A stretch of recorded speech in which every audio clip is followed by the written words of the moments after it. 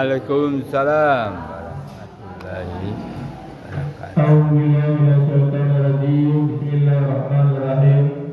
Alhamdulillahirabbil alamin. Asyhadu an la ilaha illallah wa asyhadu anna Muhammadan abduhu wa rasuluhu la nabiyya ba'da.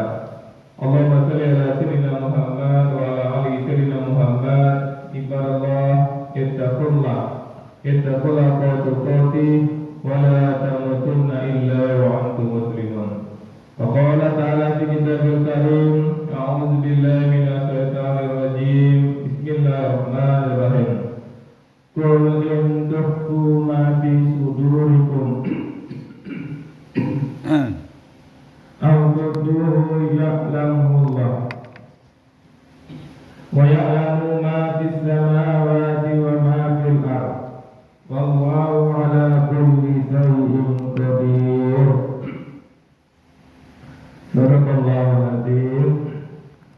Bapak Ibu yang sangat kami muliakan, alhamdulillah kita bersyukur kepada Allah kembali dengan izin dari Allah hadirkan kita di masjid ini. Amin. Bermohon betul kepada Allah Bapak Ibu kiranya kehadiran kita di masjid ini benar-benar tercatat insya Allah Subhanahu wa Ta'ala dan kita semua mendapatkan pahala terbaiknya. Dan bermohon betul kepada Allah Bapak Ibu kiranya setiap detik yang kita lewati benar-benar bernilai ibadah. Dan bermohon betul kepada Allah kiranya hidayah Allah selalu menyertai hidup kita sampai kita tinggalkan dunia ini. Amin.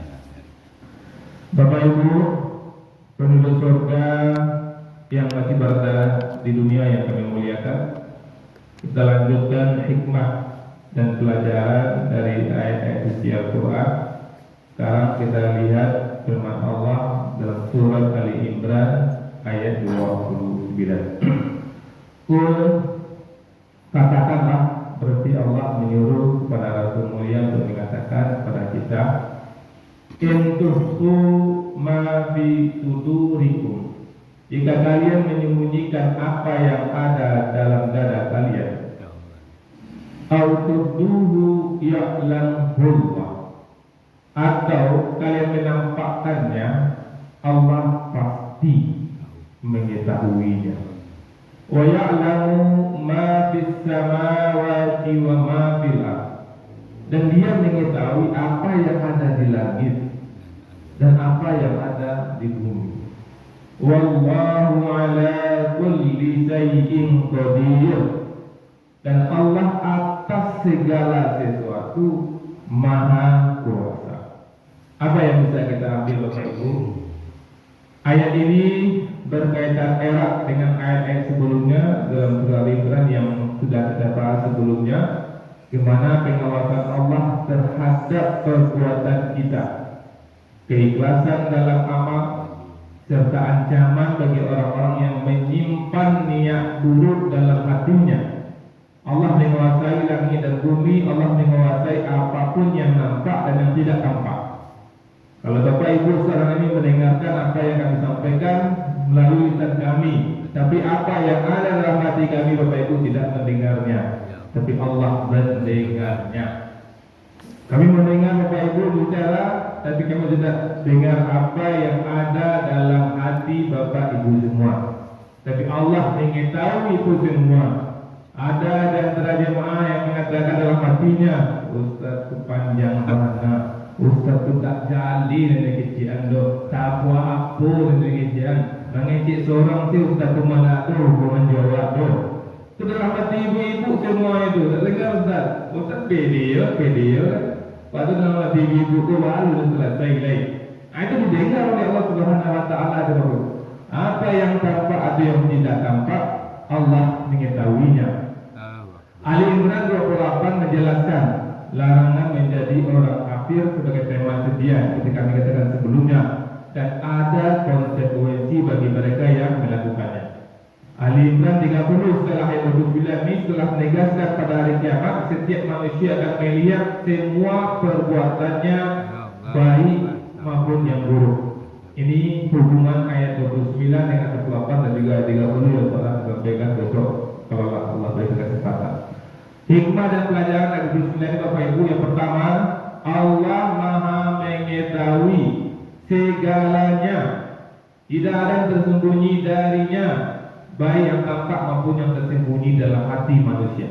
Itu sudah kami katakan tadi. Yang kedua, keikhlasan dalam setiap amal, karena Allah mengetahui isi hati. Maka kita perbaiki amal kita Bapak Ibu. Dan setan di sini hebatnya. Ketika setan mengatakan jangan salah oleh di rumah salah, di rumah salah sekali kan apa? Tapi tak awak lawan setan. Jalan kita Bapak Ibu ke masjid, nampak gerombolan orang di depan rumahnya tidak ke masjid. Sama dia. Boleh salah sama saja. Langsung lihat lintasan hati kita Bapak Ibu ada rasa bangga, itu bahaya. Maka kita camkan keikhlasan dalam setiap amal, karena Allah mengetahui isi hati.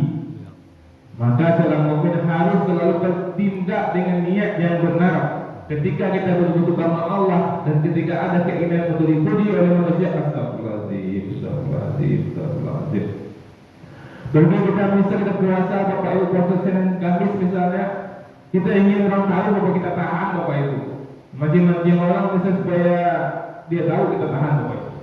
Ini penting Bapak Ibu. Dan kalau bisa Bapak Ibu, ketika kita berhadapan dengan banyak orang, ada amal-amal kita yang nampak sama orang, terlihat sama orang, kadang-kadang ada yang mengganggu keikhlasan kita. Kita camkan dalam hati kita ada amal kita yang orang tidak tahu. Bisa ketika kita berinfak nampak orang, ada kita saat kita berinfak yang orang tidak tahu. Kita buktikan kepada Allah, kita ikhlas beribadah kepada Allah. Apa itu kata hajat apapun, ada yang memang kita Allah yang tahu. Minimal dalam hidup kita, sejarah hidup kita ada amal yang memang kita dan Allah yang tahu. Karena banyak amal-amal kita yang nampak sama orang dan tanpa kita kadang kita bangga, kita takut itu tidak ikhlas. Tapi kita buktikan ada amal-amal tertentu yang memang tidak ada orang yang tahu. Hanya kita dan Allah yang tahu. Untuk membuktikan kita ikhlas, kita mampu untuk ikhlas. Yang ketiga, hindari kemunafikan dan dusta. Tidak ada gunanya menyembunyikan keburukan atau berpura-pura baik di hadapan manusia, karena Allah mengetahui segala-galanya. Bodoh dan bodohlah orang berpura-pura baik Bapak Ibu, pura-pura elok, pura-pura menolong, sebenarnya ingin menganiaya awak. Allah tahu itu semua. Dan yang keempat, hikmah dan pelajaran yang kita ambil, mengingat kekuasaan Allah. Seseorang harus selalu sadar bahwa setiap amal akan diperhitungkan dan tidak ada yang luput dari pengetahuan Allah. Maka tidak masalah tidak tahu manusia Bapak Ibu. Awak tolong inyo awak sama nama tolongnya. Sudah punya dari perhatian orang masalah ya Bapak Ibu. Bahkan ada kami menemukan seseorang Bapak Ibu, karena dia dengan si Ani koflet. Artinya si Ani terkata dengan dia sehingga putus hubungan. Bukan dia yang putus hubungan, si Ani yang putus hubungan. Dia dengar si Ani bermasalah dengan keuangan. Kalau dia membantu si A ini, dia pasti nggak mau karena koflet. Begitu Bapak Ibu, dia suruh orang lain si B bantu dia atas nama kamu, bantu dia ya kok kamu sekarang itu menolong yo. Begitu Bapak Ibu kan nggak tahu si A saja, tapi Allah tahu. Luar biasa kalau kita sadar dengan ayat ini Bapak Ibu. Betul-betul nikmat Bapak Ibu. Tak kecewa mengadakan anak, menolong suami, membantu istri, nak diperhatian dari istri, nak diperhatian dari anak, nak diperhatian dari orang tua. Allah memperhatikan. Maaf. Assalamualaikum warahmatullahi wabarakatuh. Waalaikumsalam.